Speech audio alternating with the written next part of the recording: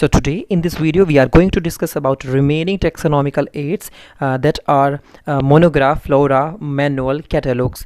These are those taxonomical aids which were remaining in the previous video. We were discussing about some taxonomical aids like key, botanical gardens, zoological gardens, and herbarium, museum. So we have already discussed in the previous video. This is the last video of this chapter, so बने रहे इस video में। और अब हम करते हैं discuss about the some remaining taxonomical aids. So first is a monograph. Okay, लेकिन उससे पहले हम जान लेते हैं कि हमारा जो एक पैराग्राफ है, लास्ट पैराग्राफ है जो कि है हमारी एनसीईआरटी बुक के अंदर। सो उसमें लिखा है कि flora, manuals, monographs and catalogues are the some other means of recording descriptions. कुछ और भी हैं उनसे अलग जो कि हमने पीछे 5 डिस्कस किए थे। So they also help in correct identification. अगर हम फ्लोरा की बात करें, so flora contains the actual account of habitat and distribution of plants of a given area. अभी हम आगे भी देखेंगे, इसको थोड़ा सा डिटेल में देखेंगे कि फ्लोरा क्या होता है। कि किसी भी फ्लोरा, देखो फ्लोरा मतलब which is related to flowers. Okay, flora मतलब फ्लावर्स। अब फ्लावर्स कहाँ होती है? प्लांट्स पर होती हैं, तो ये प्लांट से रिलेटेड है। सो एक पर्टिकुलर किसी भी एरिया के लोकेशन है, कोई एरिया है, तो वहाँ पर जो भी डिस्ट्रीब्यूशन है, जो भी हैबिटेट है, हैबिटेट का मतलब आप जानते हैं लोकेशन, जगह जहाँ पर वो प्लांट्स रहता है। सो उनका डिस्ट्रीब्यूशन, उनका हैबिटेट, जो भी वहाँ पर गिवन पर्टिकुलर एरिया में जितने भी प्लांट हैं सभी के बारे में हमें वहाँ पर हैबिटेट एंड डिस्ट्रीब्यूशन जानना होता है। These provide the index to the plants species found in a particular area। हाँ जी हाँ, ये मैंने बता दिया आपको कि पर्टिकुलर एरिया में जो प्लांट्स मिलेंगे उसके बारे में हमें डिस्कस करना होता है, उसके बारे में हमें इन्फॉर्मेशन, डिस्क्रिप्शंस मिलते हैं।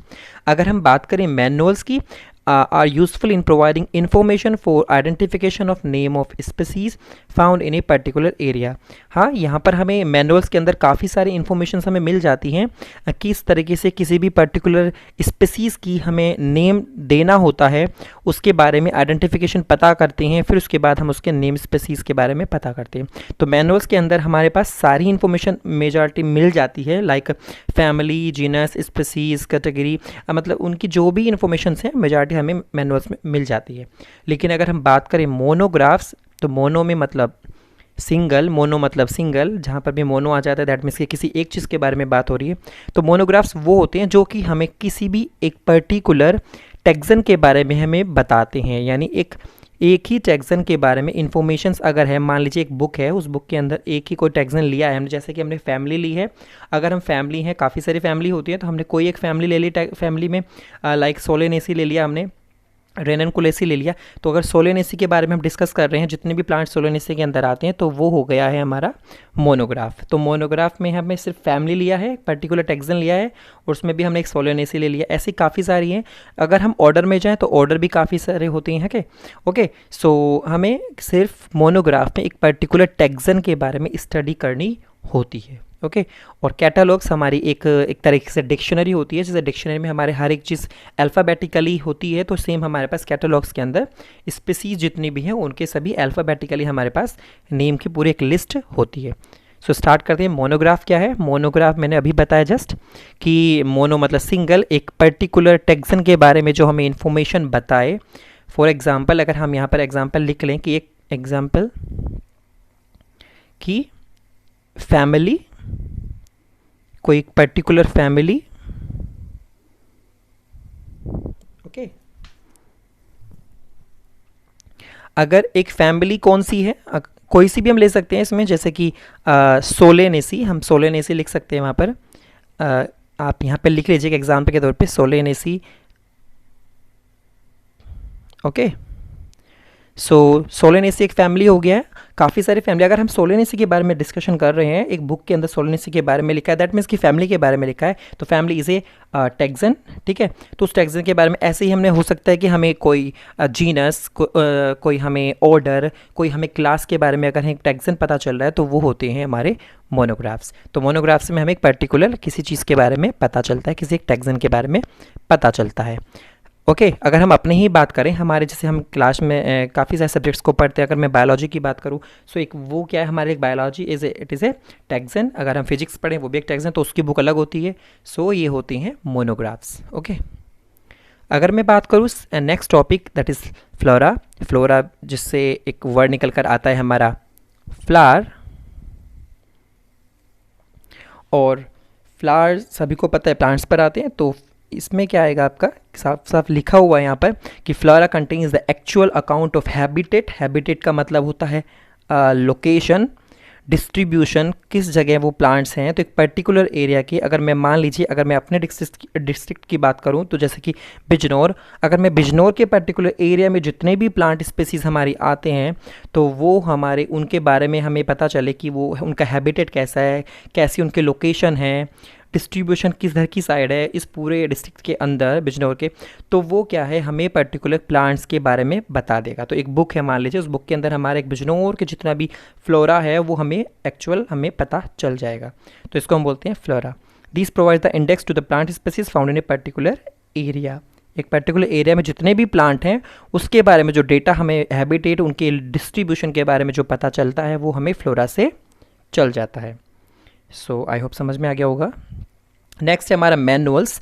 मैनुअल्स में मैंने बताया कि देखो जैसे हमारे बुक के अंदर मैनुअल्स होती हैं, हमारे लैब मैनुअल्स होते हैं, प्रैक्टिकल बुक्स होती है, तो उनमें सभी पूरे तरीके से वहाँ पे हमारे मैनेज होते हैं, हर एक चीज़ उनमें मिलती है कि मान लीजिए एक बुक के अंदर 20 प्रैक्टिकल्स हैं, मैनुअल्स हैं, तो उनमें से हमने हर एक प्रैक्टिकल का एक ऑर्डर होता है कि रिक्वायरमेंट, सबसे पहले एम होता है, रिक्वायरमेंट होता है, प्रिंसिपल होते हैं, ये चीज़ें होती है।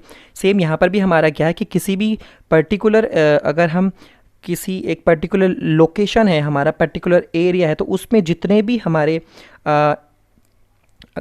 बात करें अगर ऑर्गेनिजम्स हैं, तो उनकी अगर हम स्टडी करें तो उनकी सभी चीज़ें हमें वहाँ पर मिलने वाली हैं, जैसे कि फैमिली, उसका जेनेरा, स्पीसीज़ की। तो उसके जो आइडेंटिफिकेशन वाले जो भी मार्क्स हैं, जो भी उसके कैरेक्टर्स हैं आइडेंटिफिकेशन के लिए, तो वो हमें उस पर्टिकुलर मैनुअल के अंदर मिल जाएंगे। तो क्या है ये, it is a handbook providing complete compiled information about a particular area with all the families, genus, species and keys for their identification। उनके आइडेंटिफिकेशन के लिए हर एक चीज़ हमें वहाँ पर उसकी मिल जाएगी। किसी भी प्लांट के आपने स्टडी की है एक पर्टिकुलर एरिया में, तो ये एक हैंड बुक, तो ये ज़रूरी है कि प्लांट के लिए, ये एनिमल्स के लिए भी होती है।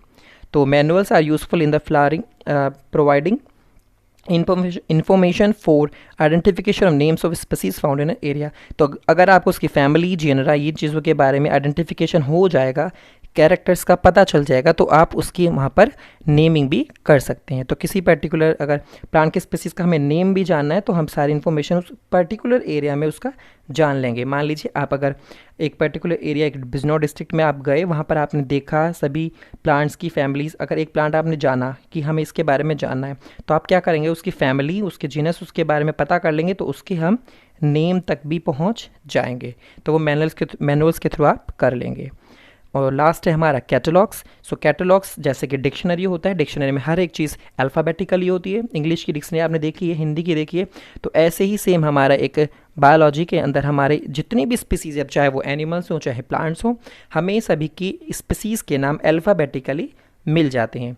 तो अगर आपको किसी अल्फ़ाबेटिकली किसी भी एक पर्टिकुलर जो भी आपको नाम याद है, मान लीजिए आपको एक पायरस मेलस याद है, आपको एप्पल का नाम जो होता है साइंटिफिक नेम, तो पायरस मेलस को अगर देखना है तो पी वाई से स्टार्ट है, तो पी वाई वाले कैप लेटर्स में जाएंगे, वहाँ पर जाकर आप स्पीसीज का मिल जाएगा। तो ये कैटलॉग क्या है, it is a simply listing of all species organized in some way, these are usually alphabetically, it contains publications।